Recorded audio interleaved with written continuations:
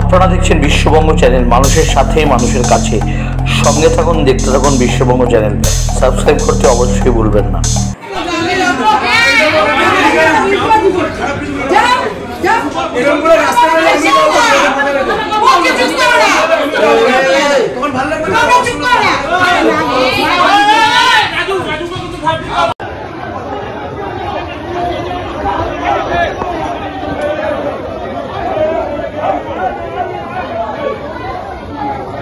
ব্যারাকপুর পৌরসভার 24 নম্বর ওয়ার্ডে পৌরসভা ভোটে ভারতীয় জনতা পার্টির প্রার্থী অনামিকা নাগের বাড়িতে দুষ্কৃতী হামলা।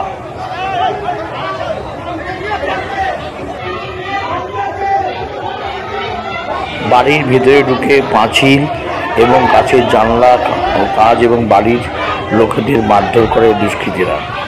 এলাকায় উত্তেজনার সৃষ্টি হয়, পুলিশ আসে ঘটনাস্থলে।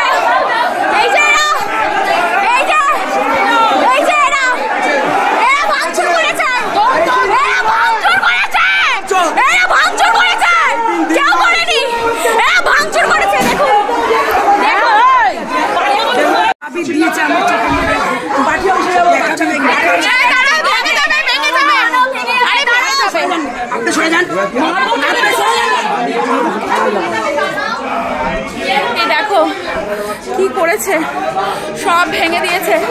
দেখো সব ভেঙে দিয়েছে, এই পাঁচিল ছাচিল সব, আর কাঁচও ভেঙেছে।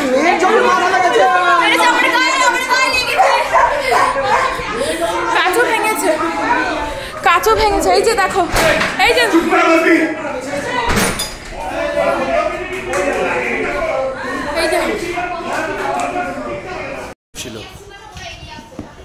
কিছু টিএমসি যখন 12টা নাগাদ হয়তো ওরা জানতে পারে যে পার্থভূমি অনেক ভোটে এগিয়েছে, তো কিছু বাইক বাহিনী আছে, তো এসে তারা বাড়ির সামনে জয় বাংলা বলে দেয়, ঠিক আছে হতেই পারে। তারপরে ঠিক বিকেল 5টা নাগাদ যখন ডিক্লেয়ার হয়ে যায় যে পার্থভূমি জিতে গেছে বিপুল ভোটে, তখন অনেকগুলো ইয়াং ছেলেপুলে ওরা চলে আসে। ওরা এসে মানে আমাকে আর আমার বাবাকে ডাকে বাইরে, ডাকার চেষ্টা করে, কিন্তু মা যেহেতু ওখানকার ক্যান্ডিডেট, তো মা বেরিয়ে বলে যে তোরা যদি আমার বিজেপি করে হাত দিতে হয় আগে আমাকে মারেনি, তারপর সব দেখা যাবে। তো এরকমভাবে মাকে বার্তা দেয়, দেওয়ার পরে তো ওরা বলে যে ঠিক আছে তাহলে তোমরা ব্যানারটা খুলে ফেলো তোমার বাড়ির। তো আমি ওরা চলে যাওয়ার পর জেনারেলি আমি খুলে ফেলেছি ব্যানারটা। তো খুলে ফেলার পর তো ওরা তখন পুরোপুরিভাবেই ডিক্লেয়ার হয়ে গেলো যে প্রাথমিক অনেক ভোটে জিতে গেছে। তো তারপর ওদের বিজয় মিছিল বেরোলো, বিজয় মিছিল বেরিয়ে ওরা ফার্স্টে ঘুষিপাড়া থেকে শুরু করে লালকুটি অবধি গেল, গিয়ে কয়েকটা পাড়ায় গিয়ে ব্যানার ছিল এই করলো। এবার হঠাৎ করে যখন আমাদের 10 নম্বর গেটের সামনে আসে তখন হঠাৎ করে ওরা প্রায় 200 জনের